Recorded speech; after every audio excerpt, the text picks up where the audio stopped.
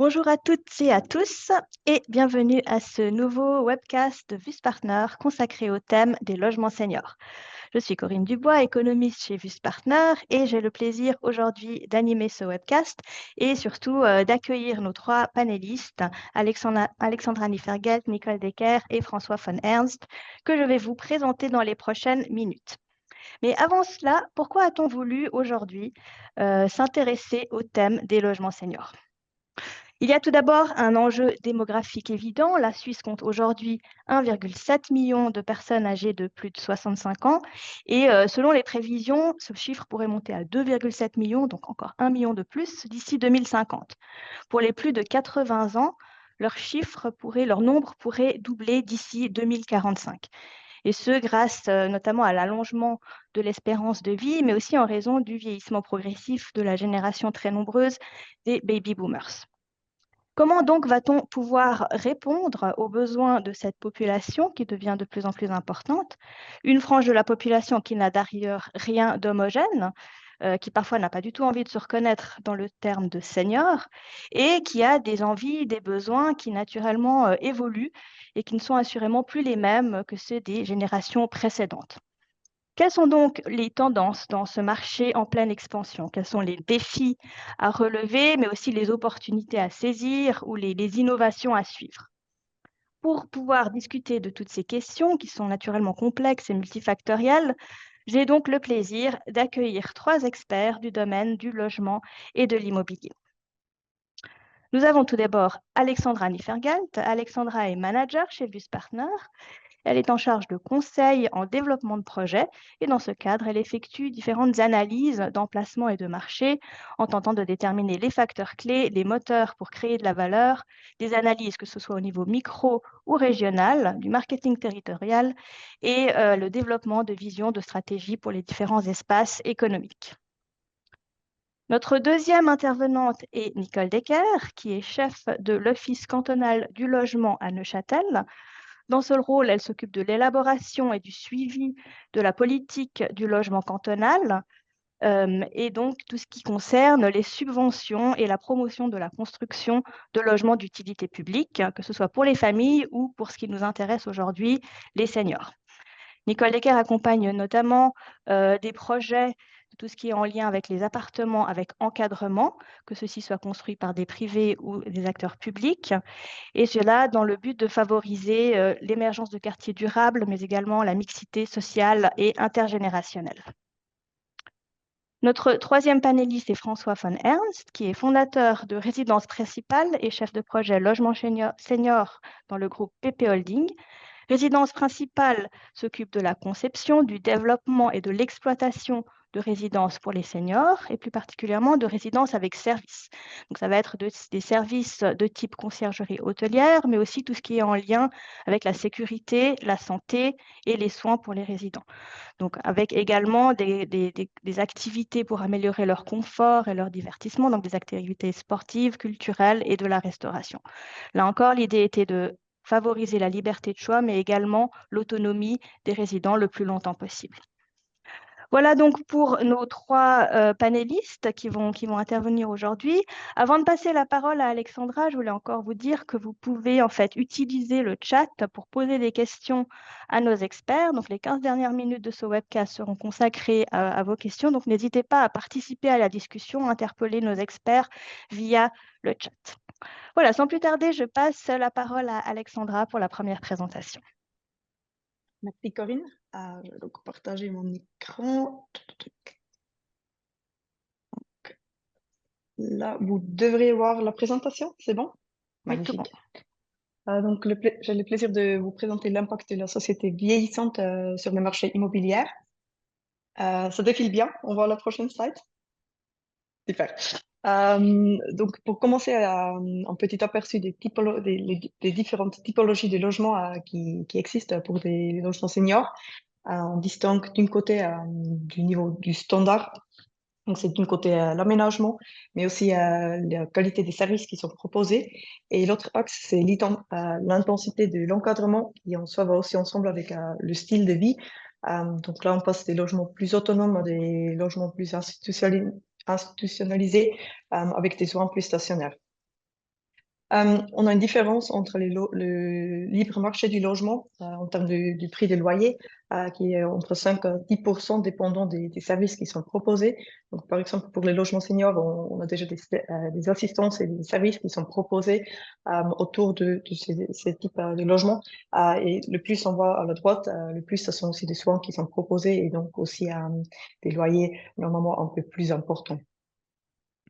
Le vieillissement de la population, c'est un méga trend. On voit que la population vieillissante augmente en importance.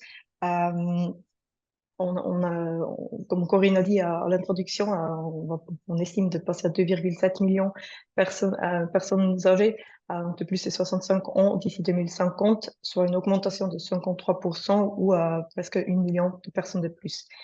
Et cette croissance de la population, c'est surtout dû aussi à cette tranche d'âge des personnes âgées, ce qu'on voit dans la graphique à gauche, qui va voir la croissance la plus importante dans ces prochaines années et donc aussi représenter une plus grande partie par rapport à la population totale.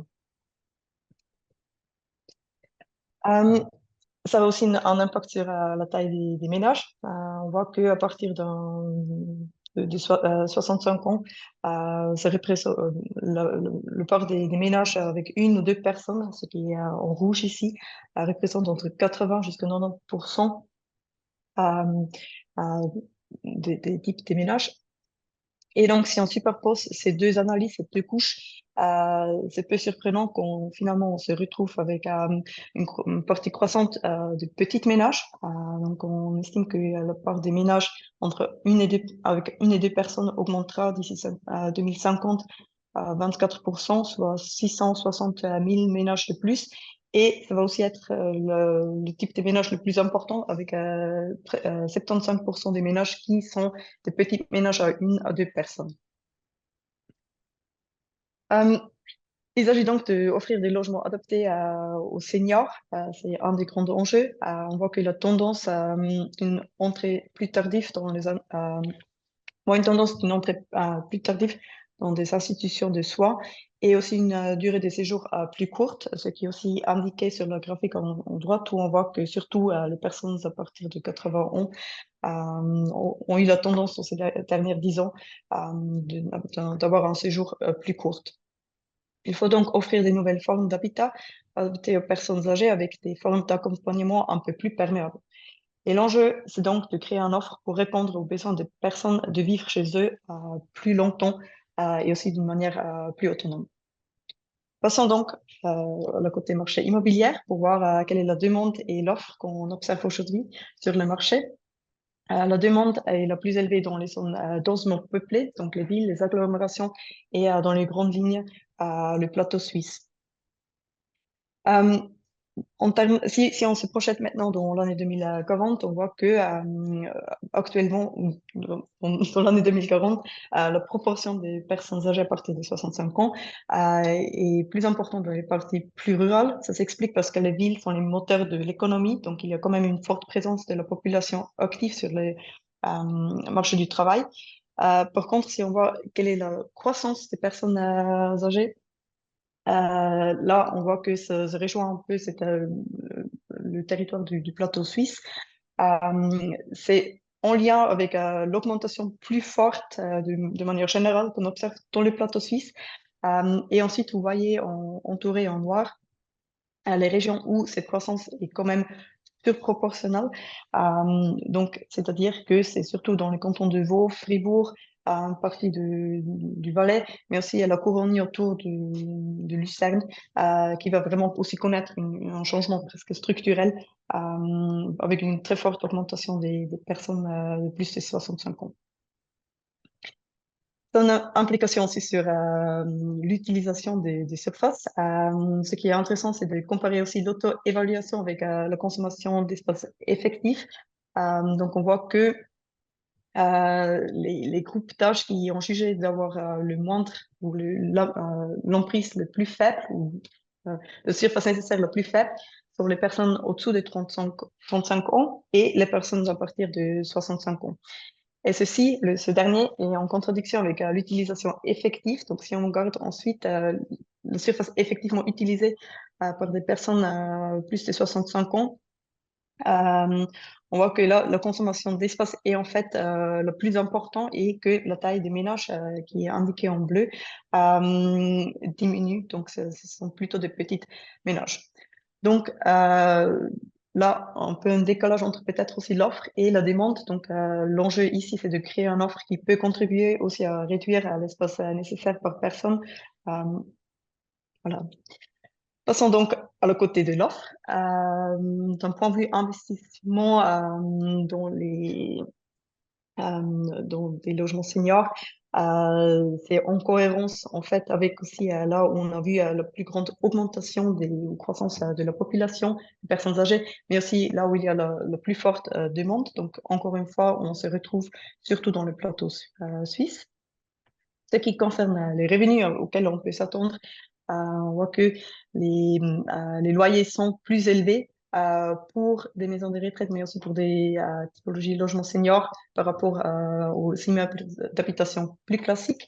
Euh, et ensuite, pour le rendement et le taux d'escompte qui connaît une fourchette quand même plus large pour maisons de retraite et les logements seniors, c'est surtout un peu plus élevé pour les maisons de retraite parce qu'il s'agit des immobiliers spécifiques, donc aussi une grande risque qui peut y être qu'on y a avec une construction et une exploitation assez spécifiques.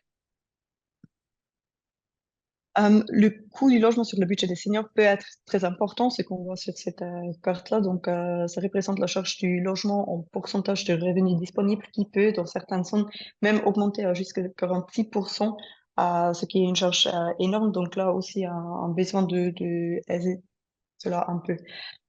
Euh, les perspectives continuent à être un marché tendu. On voit le taux de l'offre de 2 pièces par MS région à gauche, où on se trouve quand même sur un niveau assez faible. Et si on regarde aussi la variation du nombre d'appartements locatifs dans ce début de cette année, on voit qu'il y a eu une baisse de l'offre jusqu'à plus de 30%.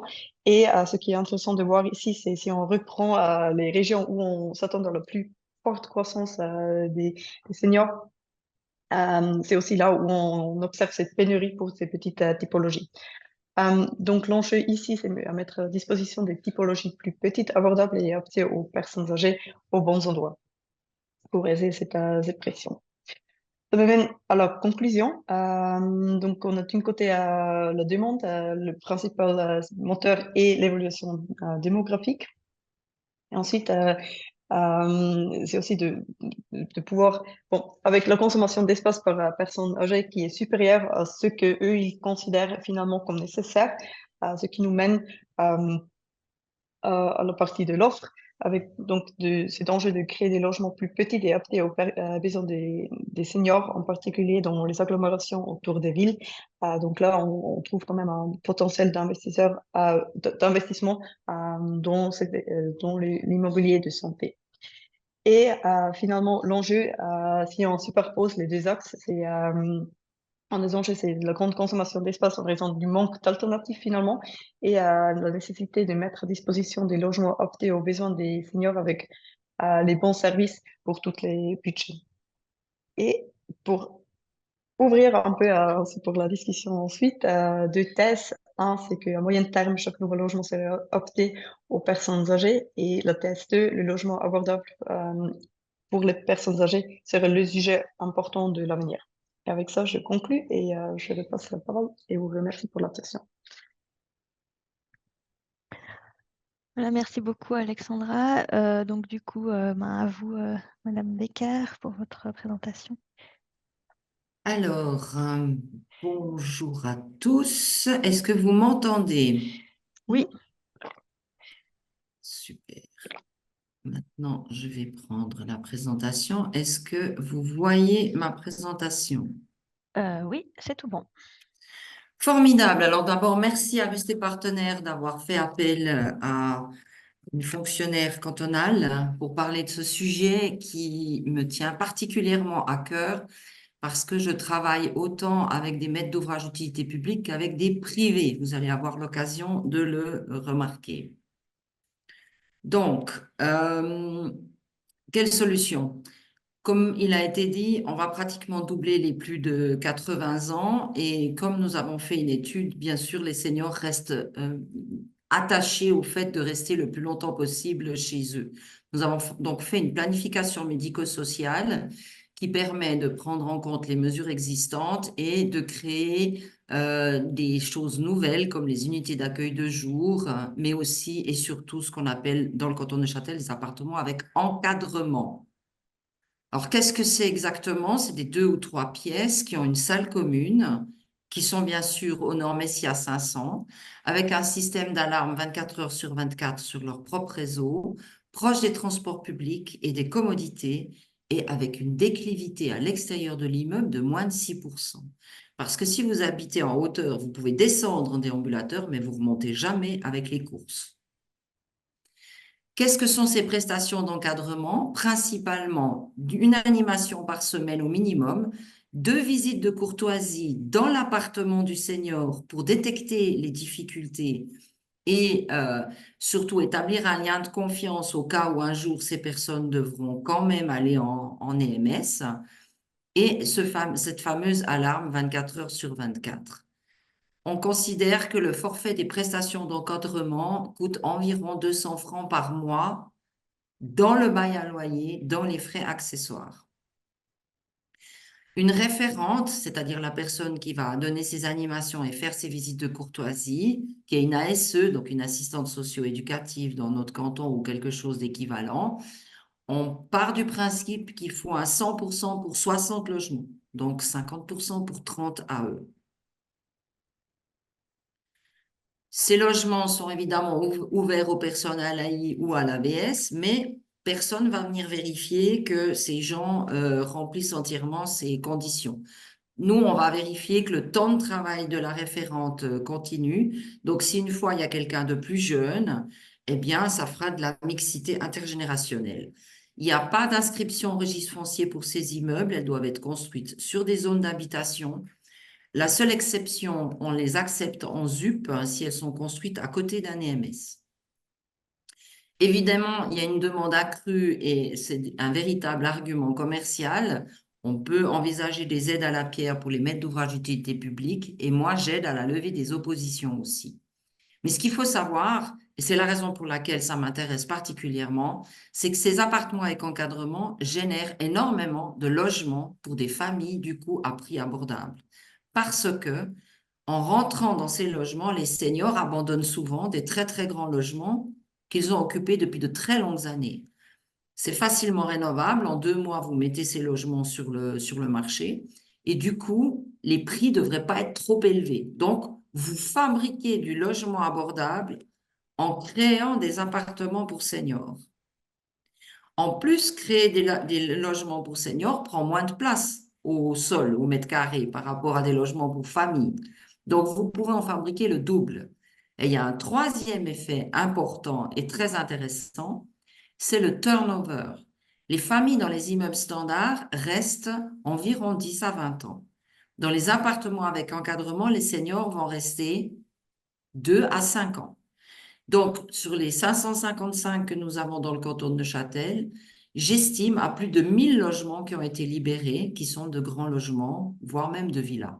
Donc, c'est extrêmement intéressant au niveau de la politique du logement pour toute la Suisse et donc, bien sûr, pour les investisseurs.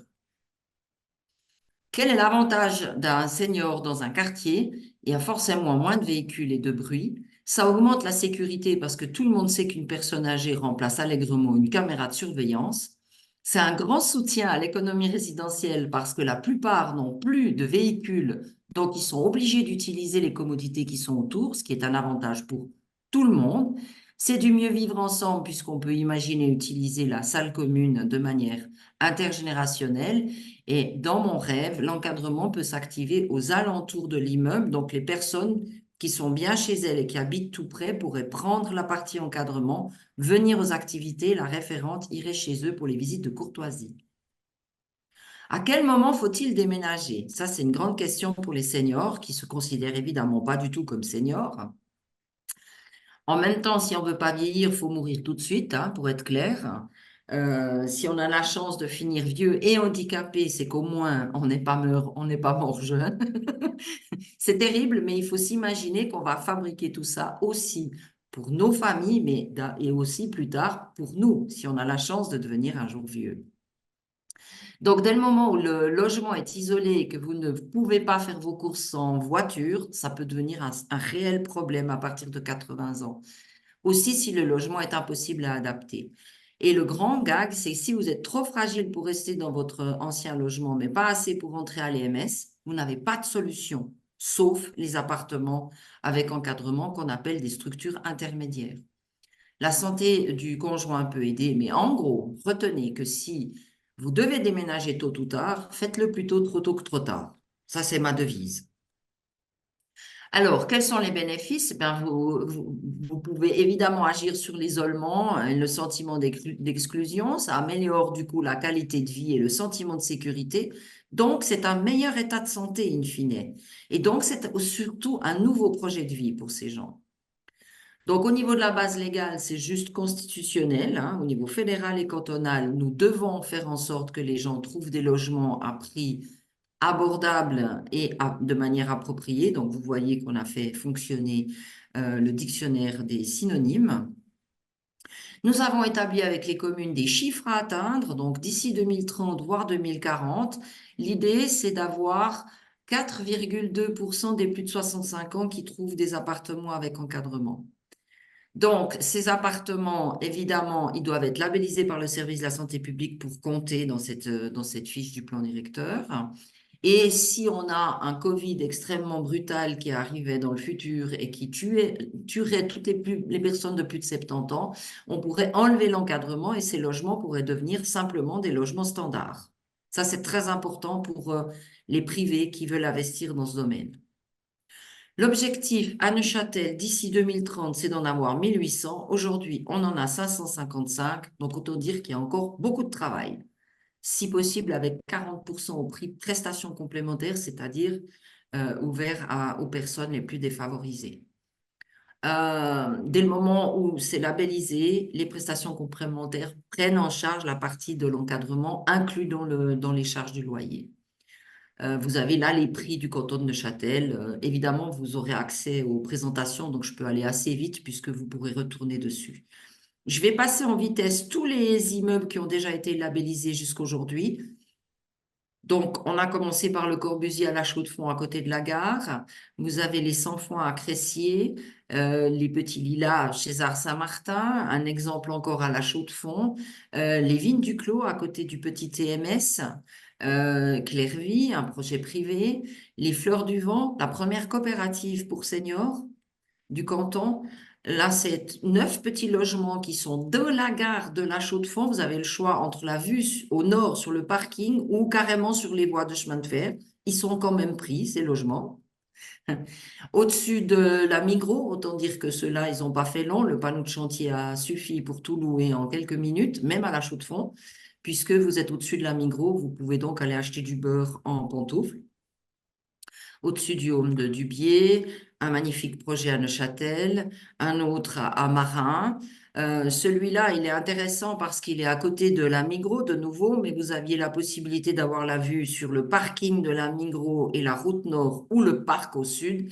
Et figurez-vous que c'est le parking qui a eu le plus de succès. Donc, il faut se sortir de notre propre manière de voir les choses. Nous, on voit beaucoup de gens la journée, on a envie de calme le soir. Eux, ça fait 20 ans qu'ils sont dans le calme, ils regardent où ils mettent la chaise, devant quelle fenêtre. Devant le foyer de la côte, des magnifiques logements. La Capitane, donc l'architecte n'était pas content qu'on fasse une passerelle pour aller prendre le bus, mais l'important, c'est quand même les seniors plutôt que l'architecte. Un autre projet de coopérative, de la PPE. Donc, on a été jusqu'à intégrer nos appartements avec encadrement dans le règlement PPE. Mais autant dire qu'à 82 ans, qui est l'âge moyen d'entrer dans ces logements, c'est compliqué d'acheter en propriété. Donc, je le déconseille plutôt. La résidence de la Fleur d'Eau à Saint-Aubin, l'ancien Patus, nous avons là les logements les plus chers pour seniors qui montent jusqu'à 3 500 francs le 3 pièces tout compris. Donc, ça va de 1 000 francs à 3 500. Donc, on voit qu'on peut labelliser des logements purement privés, ce qui n'est pas toujours le cas dans les autres cantons. Un projet au Brenay, un autre en rénovation à la Chaux-de-Fonds, parce que maintenant nous avons ouvert aux rénovations, puisque souvent les logements sont très bien placés et qu'ils n'offrent pas de place de parc. Donc, quelle bonne idée de pouvoir les rénover pour les seniors. Un magnifique projet à Colombier, un autre à Neuchâtel, un autre à la Mosaïque, qui a vu naître un nouveau métier qui est activateur de quartier. Donc, je vous conseille d'aller voir la société Enoki, E-N-O-K-I, si ça vous intéresse. Un autre à Bella Vista. Et là, nous avons les prochaines portes ouvertes ce vendredi du premier projet qui est en plus en LLA. Vous y êtes invité si jamais ça vous intéresse. Voilà, on a fait le tour de ce qui vient d'être labellisé. Maintenant, on rentre de tout ce qui est en permis. Donc, je vais aller très vite. C'est donc ces études vont déboucher sur des constructions. Carpe Diem est déjà construit en cours de labellisation. Technicum va arriver sur le marché cet automne. Le Petit Clos, c'est en début 25. Léopold Robert, magnifique rénovation, aussi début 25. Fondation Coliver, fin de cette année. Les Moulins à la Chaux-de-Fonds, l'année prochaine. Fondation Plein Air à la Brévine. Nous construisons même à la Brévine, premier immeuble avec ascenseur. Le Château à la Chaux-de-Fonds, rénovation, construction d'un nouvel immeuble. Le gros quartier de Robin Hood à Beauregard. Le permis vient d'être délivré. Je n'ai pas eu le temps de changer la slide. Le quid à la Chaux-de-Fonds. Et maintenant, nous avons des projets qui sont en procédure de sanction définitive ou qui sont en attente de quartier, de plan de quartier ou plan spécial. Fakinety Town aux Portes Rouges, le magnifique quartier d'ensemble Goutte d'Or, avec des logements d'utilité publique derrière le Palafite, qui est le seul 5 étoiles les pieds dans l'eau d'Europe. Le projet Tivoli avec 7 immeubles. Il y aura aussi, bien sûr, toujours des appartements avec encadrement. On en met maintenant dans tous les quartiers durables. Le splendide Cap Martin près de la Chaux-de-Fonds, Pomologie 2 à Cernier, et tous ces plans de quartier que je ne vais évidemment pas vous décrire. Donc, en gros, on en a 555. Il en reste 720 à créer par rapport à tout ce que je viens de vous montrer. Donc, il y a encore énormément de travail. Donc, à toute vitesse, ça peut être des LUP, des LLA, des privés, intergénérationnels, proches d'un EMS. On peut encourager la rénovation. Après un projet, les fabricants de logements en fabriquent en général un deuxième, donc c'est que ça marche bien. Et moi, je les accompagne pour faire des portes ouvertes, des informations publiques, des conférences et autres levées d'opposition. En conclusion, ça répond aux besoins de la population. Ça permet de détecter les difficultés d'accompagner les seniors. Ça évite de doubler le nombre d'EMS. Parce que, évidemment, le but premier, c'est d'éviter ou de retarder l'entrée en EMS.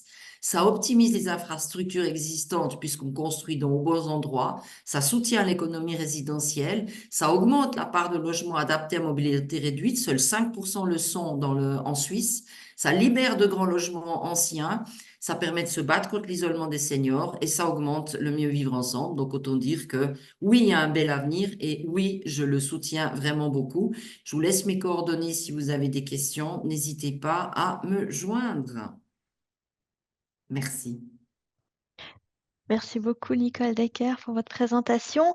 Je passe donc la parole à François Van Ernst pour la troisième et dernière présentation de ce webcast et ensuite on passera à vos questions. Volontiers, merci. Est-ce que vous voyez ma présentation? Oui. Voilà. Alors, bonjour à tous. D'abord, je souhaite remercier l'équipe de Boost & Partners d'avoir invité Résidence Principale à intervenir aujourd'hui. Donc, dans la continuité des exposés précédents très intéressants, je souhaite vous présenter notre regard en tant qu'acteur actif dans le développement de résidences seniors et vous présenter le concept que nous avons développé. Vous avez constaté que nous sommes à un moment de marché clé lié à l'arrivée progressive des baby-boomers à la retraite. Ceci pose évidemment de nombreux défis économiques et sociétaux qui ouvrent également beaucoup d'opportunités.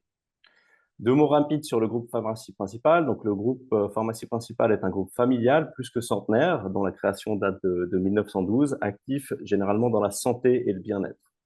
Vous connaissez certainement nos enseignes majeures, qui sont la Pharmacie Principale, bien sûr, enseigne historique, et Visilab, qui a eu un essor à travers toute la Suisse.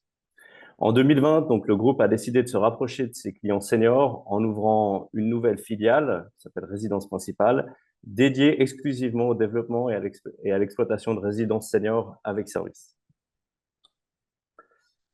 En Suisse, nous avons vu, grâce aux exposés précédents, que le défi démographique est très important. Je vais réinsister sur les statistiques qui, pour moi, sont absolument essentielles. Il faut avoir une réelle prise de conscience là-dessus. On a un énorme défi à relever. Donc, en 1900, les seniors ne représentaient que 5,8% de la population. En 2017, ils étaient déjà 18%. Et puis, les prévisions démographiques prévoient un doublement à l'horizon 2040-2050 et un plus que doublement pour la population âgée de 80 ans et plus. Le défi est gigantesque. Donc, la bonne nouvelle, c'est que les prévisions démographiques étant prévisibles, ce changement est mesurable. On a en quelque sorte, pour une fois, la boule de cristal entre nos mains pour agir. Et reste maintenant à savoir comment on va pouvoir adresser cette problématique. L'autre bonne nouvelle, c'est que les seniors ont du pouvoir d'achat. Effectivement, on peut noter une perte de revenus au moment du passage à la retraite, mais ils disposent d'une fortune importante. On peut noter par exemple que 50% de la fortune des Vaudois est détenue par les seniors, ce qui laisse la place à divers modèles possibles. Si on s'intéresse maintenant aux catégories des logements seniors, donc l'habitat senior voit l'émergence de nombreux nouveaux modèles qui vont du logement privé finalement à l'EMS en fonction du degré de dépendance des individus. Il y a une excellente publication qui a été publiée par la plateforme des aînés de Genève qui décrit très bien ces différents types d'habitat que je vous invite à lire. Et notre constat finalement chez Résidence Principale, c'est le suivant. Donc la majorité des logements existants sont souvent inadaptés. Donc, une adaptation est souvent possible, mais souvent très onéreuse et souvent partielle, parce que quand on a des difficultés au niveau des salles de bain, des cuisines, et quand il y a une présence d'escalier, ça devient très délicat finalement d'adapter le logement. Et puis, on se rend parfois pas compte, mais simplement un simple seuil peut être une difficulté au quotidien pour un senior. Donc, il faut vraiment, c'est pas évident d'adapter les appartements existants. La pénurie généralisée sur le logement touche également les appartements protégés, bien sûr. L'offre est largement déficitaire, on l'a vu dans les exposés précédents. On peut aussi noter la volonté des autorités et des seniors de favoriser le maintien à domicile plutôt que les OMS, ceci en particulier pour lutter contre les risques d'explosion des coûts de la santé, bien sûr. Et aujourd'hui, donc, on constate qu'il y a un marché senior qui est connu et paradoxalement, avec l'arrivée des baby boomers à la retraite, qui est émergent, si l'on peut dire. Mais il y a encore peu d'acteurs actifs, finalement, il y a encore peu de concepts novateurs. Donc, on pense chez Résidence Principale qu'il est absolument nécessaire, en fait, de réaliser des établissements intermédiaires positionnés entre le logement et l'EMS. C'est l'encadré que vous voyez en vert sur la présentation qui correspond finalement au positionnement de Résidence Principale.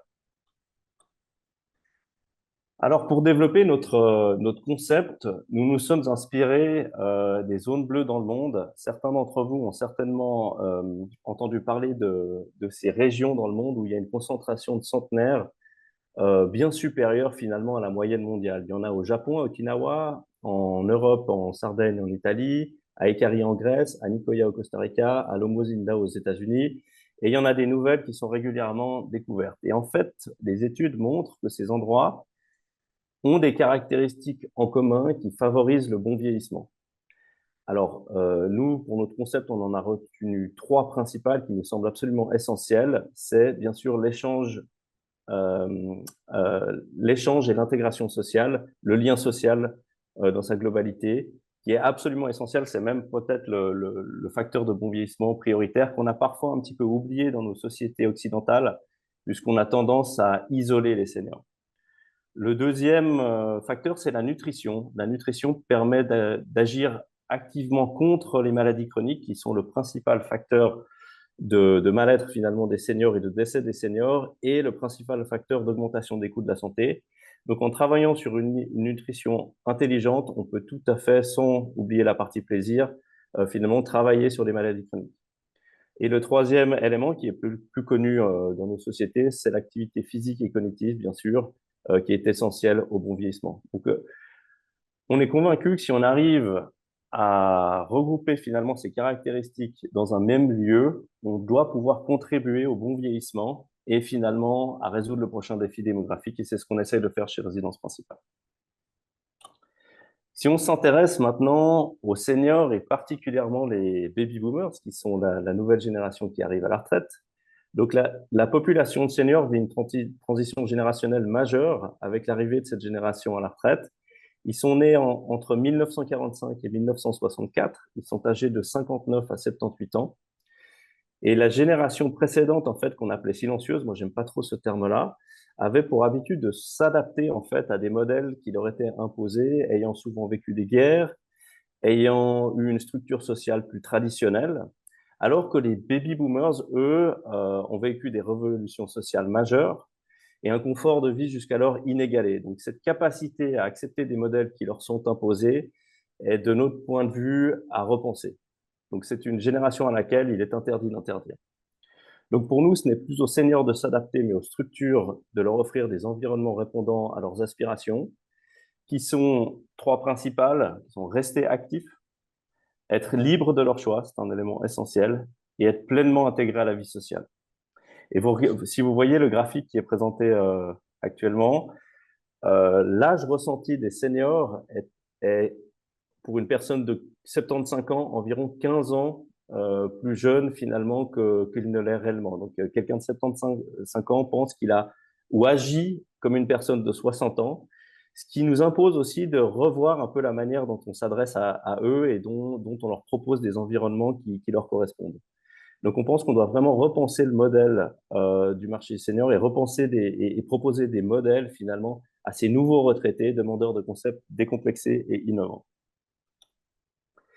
Si on s'intéresse maintenant au profil des gens qui nous contactent pour prendre des appartements chez nous, donc sont des gens qui considèrent généralement en bonne santé, qui sont en bonne santé pour la plupart, parfois avec une maladie chronique, mais souvent relativement indépendants. On a une grande demande pour des couples, ça a été une bonne surprise, on va dire, pour nous, puisqu'on a beaucoup de gens qui souhaitent s'installer en couple dans une proportion plus importante, donc ce qui est aussi intéressant pour la dynamique des résidences. On a une moyenne d'âge de 75 à 80 ans, avec des plus jeunes et des plus âgés également. Et on a des gens qui sont actifs et qui pratiquent des activités sociales et culturelles régulières, et parfois même poursuivre une activité professionnelle, c'est aussi un élément très intéressant. Leur souhait, c'est de vivre chez eux, d'être dans un vrai chez eux, d'être libre de leur choix et profiter de leur retraite, bien sûr d'avoir une vie sociale riche et épanouie, en famille, avec leurs amis. Ce sont des gens qui veulent recevoir souvent. Et leur crainte majeure et la raison aussi déclencheur de venir chez nous, c'est de pouvoir anticiper l'avenir et pour rester autonome et d'éviter en tout cas de retarder le plus possible l'arrivée en EMS. Donc, leurs besoins sont des environnements intégrés à la vie sociale, bien sûr intégrés au quartier, avec une offre de sécurité 24 heures sur 24, leur permettant d'être tranquilles par rapport à leurs proches aidants, souvent leur famille, et puis aussi d'être assurés de leur côté. De conserver une autonomie avec une offre de services et de loisirs qui leur permettent de s'épanouir et de profiter de la retraite. Et puis, au niveau des typologies, on voit qu'il y a une demande assez répartie pour des appartements relativement confortables qui vont du studio aux 4 pièces, vaudois, donc avec maximum 3 chambres. On constate, nous, une forte demande pour les 3 pièces avec 2 chambres, puisque les gens veulent une chambre principale et soit un bureau, soit une chambre d'amis, souvent quand même. On voit qu'ils viennent souvent d'appartements ou de villas un petit peu assez confortables, et donc de réduire, c'est pas toujours évident. Et puis, il faut être bien sûr à proximité de commerce de proximité et de transport public. Alors, chez Résidence Principale, on a essayé de traduire tout ça dans un concept et dans des environnements qu'on propose pour cette population active, qui propose donc d'être chez soi dans un environnement agréable, évolutif et sécurisé, de disposer de services sur mesure avec une conciergerie inspirée de l'hôtellerie, de profiter d'un restaurant bistronomique avec une approche nutritionnelle réfléchie, justement pour lutter contre les maladies chroniques, sans pour autant oublier le plaisir, de bénéficier d'infrastructures communes ouvertes au public. Ça, c'est un élément essentiel, finalement, pour la mixité sociale et la dynamique aussi de la résidence qui veut être absolument ouverte sur l'extérieur. Donc, on travaille à la croisée des chemins, finalement, entre le logement, la santé et l'hôtellerie. Je vais aller rapidement puisque le temps tourne. Donc, pour illustrer le programme immobilier, j'ai pris comme exemple un projet qu'on est en train de réaliser finalement à Camprès-Séligny sur le canton de Vaud, donc qui est composé de 3 bâtiments. Un bâtiment principal qui comprend les infrastructures avec un restaurant, un accueil et une conciergerie, des salles privilégiables, un fitness senior, un centre médical et des salles de séminaire. Et 2 bâtiments satellites pour des seniors qui souhaiteraient rester plus indépendants et autonomes. Et bien sûr, le tout est au centre du village, connecté aux infrastructures communales, en direct lien avec la population locale. Donc ça, c'est un élément essentiel. Toutes les infrastructures communes sont aussi ouvertes au public. Et les résidents bénéficient d'un parc donc on est sur une parcelle de 13 000 m², donc ils ont un parc avec une place centrale qui se veut également ouverte au public. On a bien sûr des appartements répondre à la norme SIA 500 pour les constructions sans obstacle, et les appartements sont designés de façon à ressembler le plus possible à un appartement classique, sauf que tout a été prévu pour accompagner les seniors dans une éventuelle perte d'autonomie, à savoir qu'on a tous les renforcements nécessaires dans les cloisons et les murs pour mettre des barres d'appui dans les salles de bain. Tout est dimensionné aussi de façon à recevoir ce type d'équipement. Donc on a travaillé les aménagements extérieurs avec des ergothérapeutes et des physiothérapeutes qui nous ont aidés à travailler les problématiques de mobilité des résidents, de sécurité des résidents, bien sûr, et de déficits visuels et auditifs. Au niveau du catalogue de prestations, je ne vais pas entrer dans le détail de chaque prestation, mais on a inspiré notre modèle finalement de l'hôtellerie, où la conciergerie joue un rôle central pour les résidents, qui est là pour répondre finalement à tous les souhaits des résidents, organiser des activités, les aider au quotidien, animer la résidence. C'est l'élément vraiment central du concept. Au niveau de la formule, on a souhaité innover en proposant des services via des forfaits de prestations prépayés qui sont utilisables à la carte. Donc, chacun peut finalement dépenser son budget comme il le souhaite et quand il le souhaite, ceci pour leur permettre de garder toujours cet esprit d'autonomie et d'indépendance. Donc, actuellement, nos activités se développent sur l'arc lémanique. On a vu que les régions de Neuchâtel et également de Fribourg sont très dynamiques. On peut s'implanter dans des zones de logement mixtes parapubliques ou des zones d'activité. Dans des environnements, on a vu qu'ils sont intégrés à la vie sociale et à proximité directe avec les transports publics. Au niveau des projets, on privilégie quand même les bâtiments neufs, mais on peut aussi travailler dans du transformé. C'est plus délicat quand même à mettre en œuvre. On travaille sur des unités de 50 logements XP+, pour pouvoir offrir une infrastructure de services partagés suffisante. On est sur environ un peu plus de 6 000 m² de surface brute de plancher avec 800 à 1 000 m² de surface commune. On peut travailler en pleine propriété ou en DDP avec des projets soit qu'on développe en patrimoine ou pour des tiers investisseurs. J'aimerais souligner le fait qu'il est intéressant, si vous voulez vous lancer dans ce type d'opération, de travailler avec l'exploitant dès le départ, dès la phase conception. Puis c'est bien le mariage finalement entre le modèle d'exploitation et l'immobilier qui va permettre de faire fonctionner la résidence.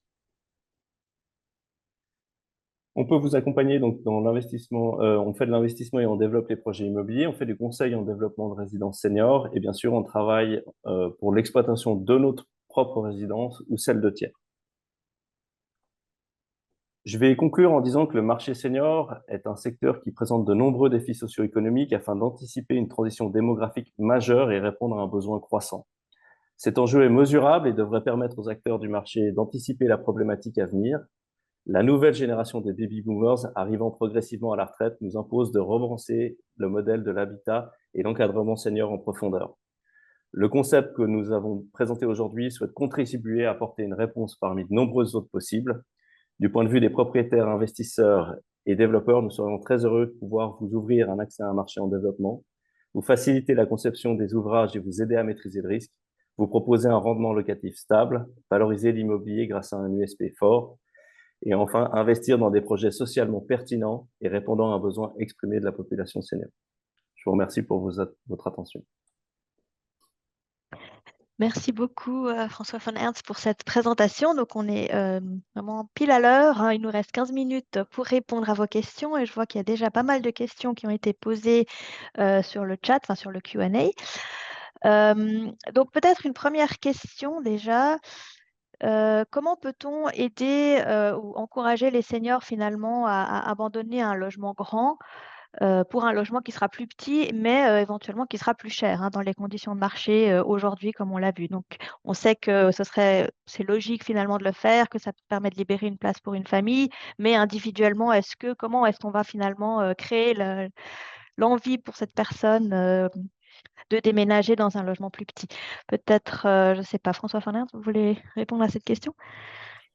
Oui, en fait, finalement, ce qui va être les éléments déclencheurs, finalement, de déménagement, ce sont des grandes phases de transition de la vie. Ça peut être le décès d'un conjoint, ça peut être un passage à l'hôpital, ça peut être un logement qui n'est plus forcément adapté, ça peut être l'envie de préparer l'avenir. Et finalement, si on propose à la population des environnements qui leur permettent de répondre à leurs besoins, finalement, ils se sentiront ils seront d'accord d'avoir une transition vers des logements qui sont plus adaptés, dans lesquels ils auront un plus grand confort. Parce que finalement, la villa ou l'appartement qui n'est plus adapté, n'est confortable pour personne, effectivement. Voilà, Mais il y donc a quand un même, logement, une offre. Ouais. mais je dirais qu'il faut quand même pas négliger la taille des appartements qui vont être proposés, puisque c'est pas toujours facile, comme je l'ai dit tout à l'heure, de réduire finalement de façon très importante. On a ses meubles, on a ses équipements, on a l'habitude d'un certain confort. Donc, de faire des appartements trop petits n'est pas forcément une réponse absolue. Oui.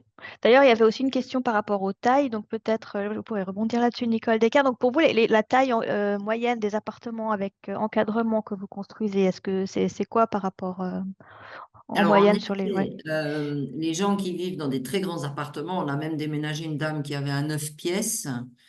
Elle a été d'accord de rentrer dans un 3 pièces. Plus petit, elle n'aurait pas voulu.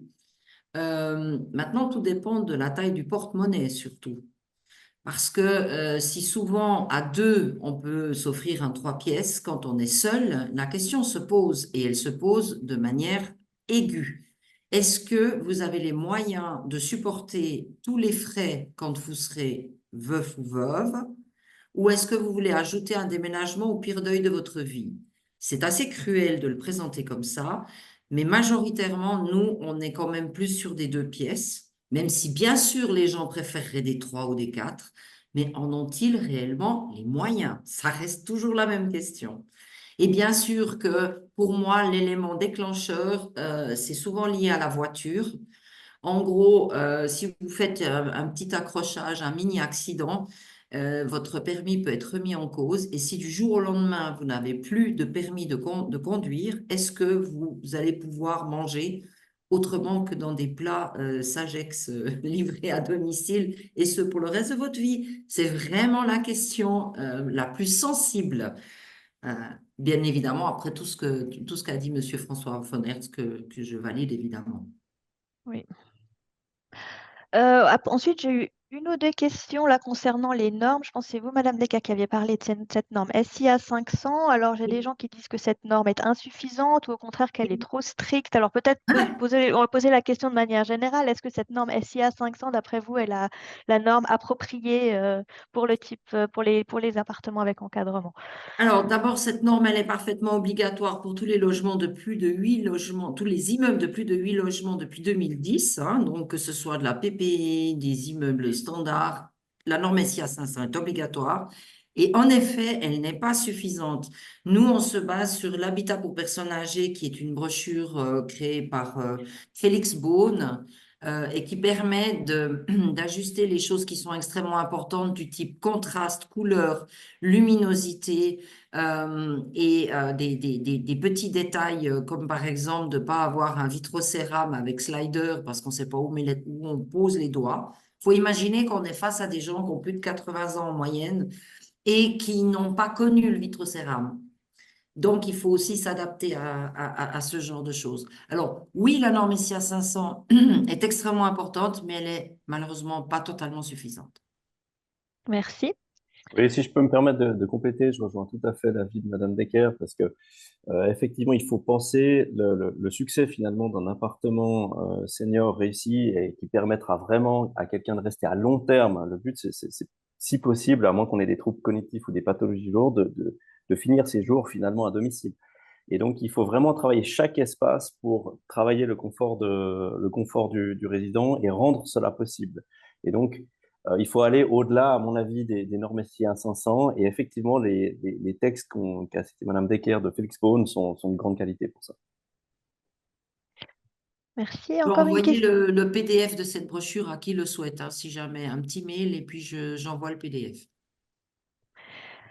Oui, parfait. Alors, encore une question sur plutôt je pense, du point de vue des investisseurs. Donc, est-ce que finalement le logement pour seniors comporte plus de risques? Alors, la personne dit que finalement la demande est assurée. Donc, comment est-ce qu'on va appréhender ce risque? Je ne sais pas si peut-être Alexandra voulait donner un premier aperçu là-dessus.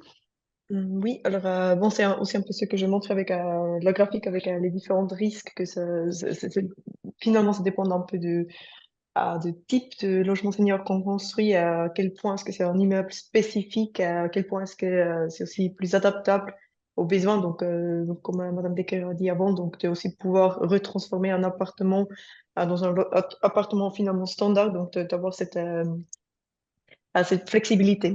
Et je pense que finalement, c'est quand même, c'est déjà pris en compte dans des évaluations si c'est trop spécifique, si c'est vraiment quelque chose qu'on ne peut pas transformer ou si c'est quelque chose de plus flexible et donc aussi avec moindre de risques parce que c'est finalement un appartement qu'on pourrait louer à tout le monde.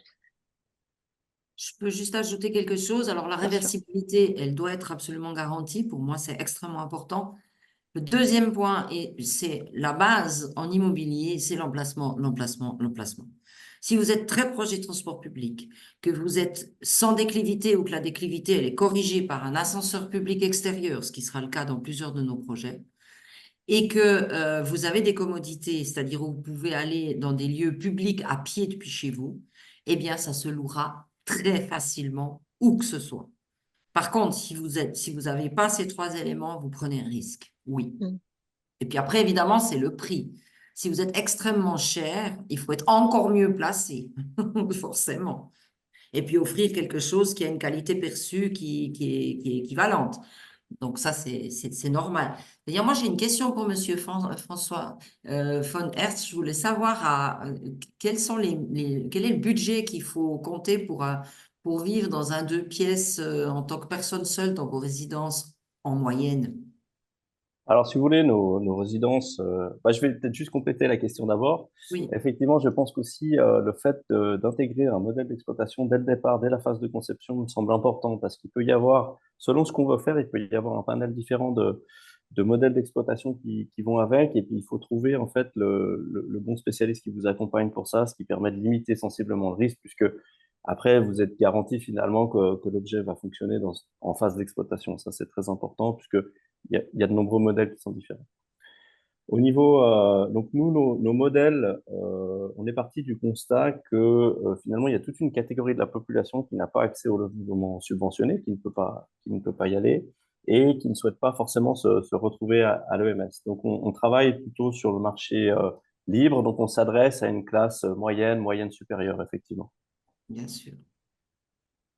Mais il en faut pour tous les goûts, hein, puisqu'ils ont tous des moyens très différents. Il y a, comme vous l'avez dit avant, énormément de gens qui ont des moyens et puis d'autres qui n'en ont pas du tout. Donc, il faut construire pour tout le monde.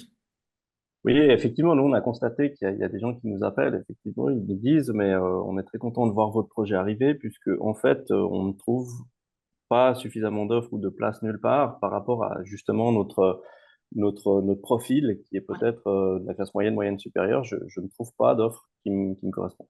exactement.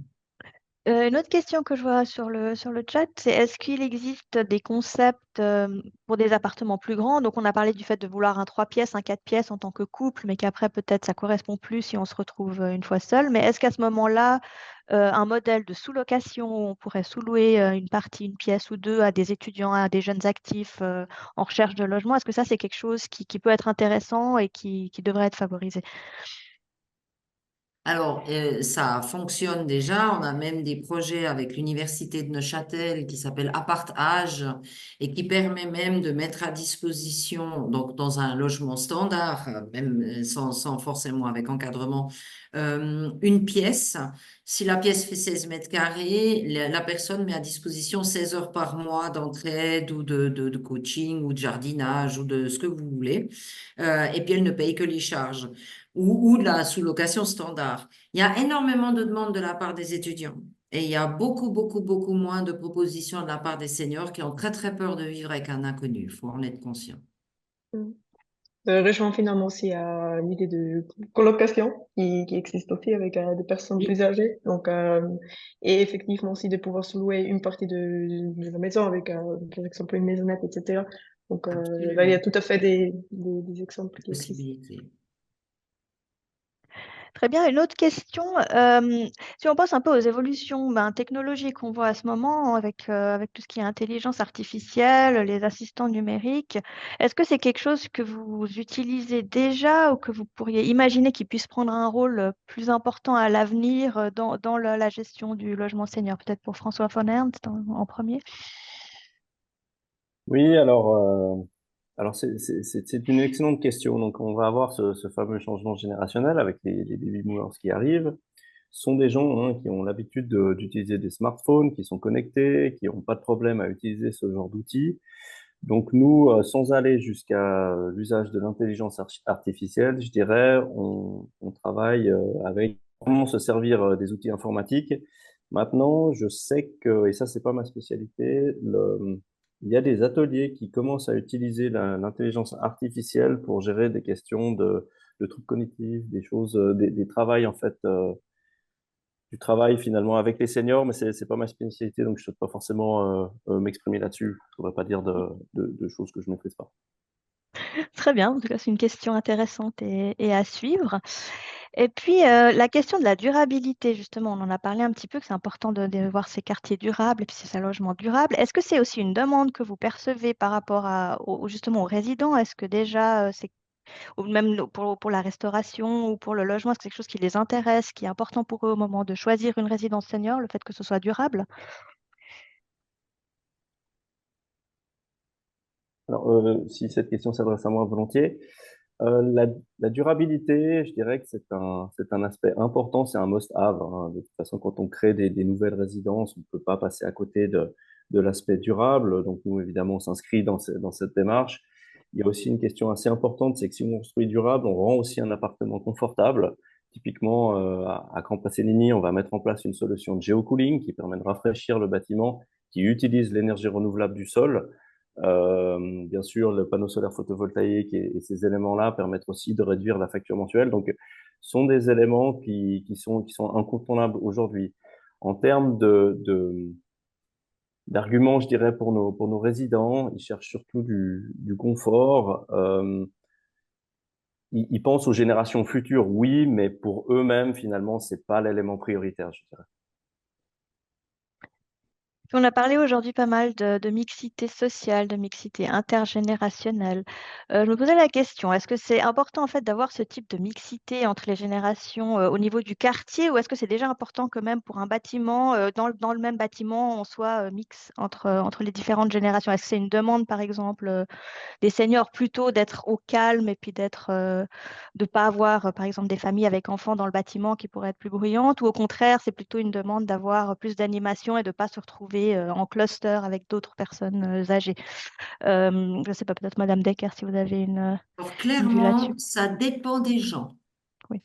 Euh, Vous avez autant de personnes qui refusent justement d'entrer dans des immeubles où il n'y a que des seniors parce que ça serait stigmatisant et puis c'est pire que tout et donc ils refusent d'y aller. Et d'autres qui refusent d'avoir des petits-enfants parce que tout le monde sait qu'ils sont extrêmement mal éduqués de nos jours. Donc c'est hors de question d'avoir des enfants bruyants à côté. Donc en gros, de nouveau, il en faut pour tous les goûts proche du lac, en montagne, en village, en agglomération, dans des grands immeubles, dans des plus petites structures. Il faut de tout pour plaire à tout le monde parce que les seniors, c'est nous plus tard. Voilà. Alexandra, peut-être aussi une vue sur ces enjeux de mixité et au sein des quartiers et de l'importance que ça peut avoir.